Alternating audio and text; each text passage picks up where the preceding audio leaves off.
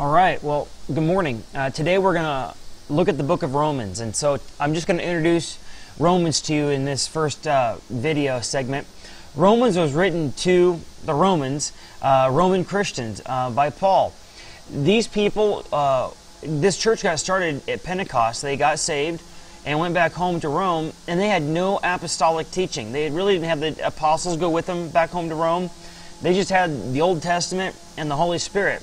And they made off really pretty well, actually, better than a lot of the churches that Paul visited and had a bunch of problems. But Paul had them on his heart. He wanted to get them, he wanted to visit them, really. And after trying and being hindered, he says in chapter 1, he just thought, I'm never going to make it there in my lifetime. So, along about his third missionary journey, he writes this letter to the Roman Christians.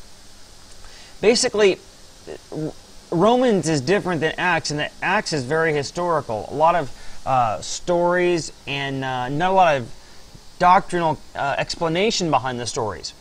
Romans is the explanation behind the stories in the book of Acts.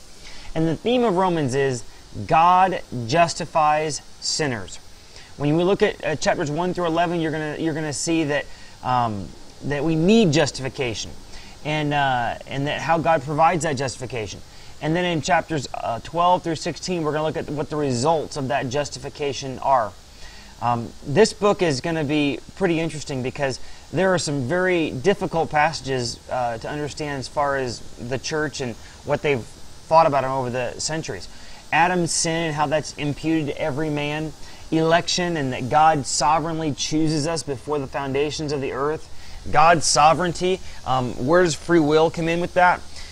And Israel's future. Does Israel have a future? Well, this is just a quick introduction to the book of Acts, and I hope that you'll enjoy studying this together with me.